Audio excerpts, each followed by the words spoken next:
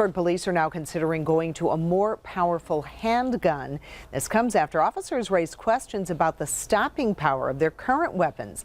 Channel 11's Target 11 investigator Rick Earl is live now with new details on this story for us. Rick. Yeah, Peggy, police tested several weapons just last week. More tests are scheduled for next month. So far, the police union says the larger .45 caliber handgun may be the best option for officers. Most Pittsburgh police officers carry the .40 caliber Glock. Some use the 9mm. But after several police-involved shootings and questions about the stopping power of the .40 caliber, police are now considering a larger caliber weapon. That's the .45 and that's the .40, so you can see it is a little bigger. Target 11 has learned that Pittsburgh police recently tested the .45 caliber Glock, and according to the police union, it performed better than both the .40 caliber and 9mm. They like the way it handled. You're traveling at a slower rate. The wound cavity that it's going to affect on the person that you're engaging, it's a larger wound cavity. And while some in the police command staff have suggested that the issue may be more related to training and shot placement, the police officers union says the .45 caliber may help with accuracy as well. A little less, I'd say, recoil, so it actually might improve officer shot placement. A handful of local police departments have already switched to the larger .45 caliber ammunition. Their situations that they get involved in, a bigger caliber might suit them better. Something worth looking into. Absolutely. The FOP's position is, if the results are favorable, which so far they have been, that why wouldn't it be acceptable to carry a .45? They believe that they need a little bit more firepower, that they feel safer with a .45. That should be their option.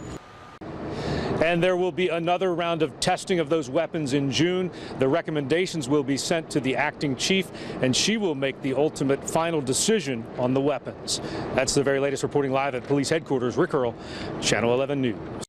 The ammunition issue really got some attention last month in Homewood when a suspect continued to fire his weapon even after police shot him multiple times. Officer Morgan Jenkins was shot in the arm.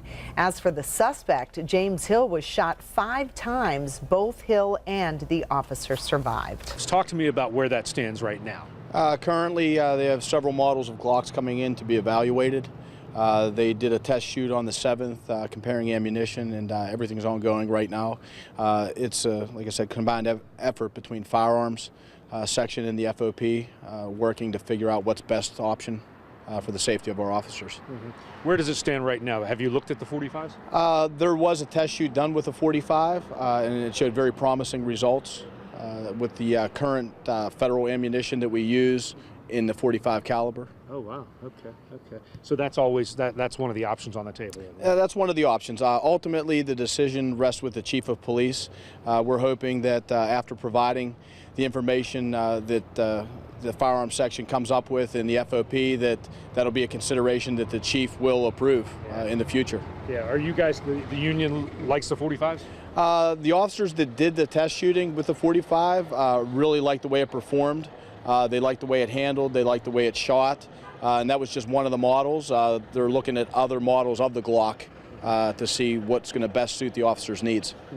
And you guys, they did the test on the ammunition with the .40s, right? And yes. That showed nothing defective. I mean, it worked. No, there's nothing defective in the .40 caliber ammunition. That's what it showed. They tested the 180 grain ammunition versus other makes of ammunition in the 180 grain weight. Currently, that's what we're carrying, the 180 grain. So what needs the 180 grain .40 caliber? Correct, HST. Right? Yes. HST, yeah. So what they're looking at now, they were only able to compare so much ammunition and so many weapon systems in one day. They're going to do some more shooting in June, compare some different grain bullets, and see if it comes up with a different result. Still with the .40s or different? Correct, 40. It's still under evaluation, but our ammunition in the 180 grain bullet is comparable to any other ammunition out there in the 180 grain. What would be the benefit of going to a .45? The .45, it offers you a little bit more controllability and accuracy, I think, from what I've been told of the guy shooting it. The recoil's less, so it performs better. You're traveling at a slower rate. The wound cavity that it's going to affect on the person that you're engaging, it's a larger wound cavity, obviously. That expansion on that .45 bullet is close to an inch when it fully expands. A lot of departments have gone to that, right? A lot of departments have gone to that, or at least offer that as one of the options. And the options you guys have now are the 40 caliber Glock, and do you still do 9mm too? Correct. 9mm and 40 caliber Glock is what's approved currently. And the FOP's position is, if the results are favorable, which so far they have been, that why wouldn't it be acceptable to carry a 45? It's a Glock. The weapon systems all operate the same. A little less, I'd say, recoil. So it actually might improve officer shot placement.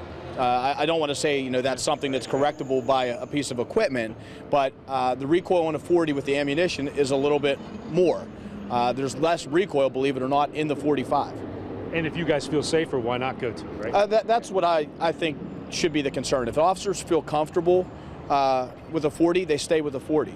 If they believe that they need a little bit more firepower, that they feel safer with a 45, that should be their option. And that's what the union's position is on this. That's what the union, at this point. At this point, that's what the union's position is. Obviously, weapon systems isn't a substitute for good training. So one goes with the other. It has to work in conjunction. And the bottom line here is safety, protecting the officers. Correct. The bottom line is we want to provide the officers with the best equipment possible, and so does the city. The city is behind this 100%. It's them that's offering all the chutes and has put all this together. The firearms section is the section that's actually been setting up all the evaluations and inviting the FOP to witness all this. So they're the ones out there kind of paving the way. We just have to see, if the chief's going to approve whatever the recommendation is down the line. And this all stems from when you had a couple incidents, 4 or 5 shootings where guys just didn't go down, suspects didn't go down, right? That was right. And I can't say that that's the ammunition. I haven't seen the location of the shot placement. Obviously, shot placement is key. The problem is it penetrating enough into those areas that it's going to go through a bone or something like that, where we know the 45 will. But a 45, if you shoot somebody in the wrong place, they're going to survive too. Just by the time shock sets in, you're looking at 20 to 30 seconds, for enough time to bleed out. Well, a gunfight's over in a lot less than that. Preliminarily, what you see on the 45 looks promising, though. Preliminarily, yes. The Officer Freiberger, or Detective Freiberger, was up there with Officer Lebowski when they tested the ammunition. They tested the 9, the 40, and the 45 in the HST, and what they believed was that it shot very well and created a substantial wound cavity. Better than the 9 and the 40? The 9 actually fared very well also. The 40, not as well as I understand, but it's like I said, it's just that 180 grain round. So there's a lot of things that go into the selection of the ammunition, and you can't just say, well, this is a bad round. There's multiple things to consider.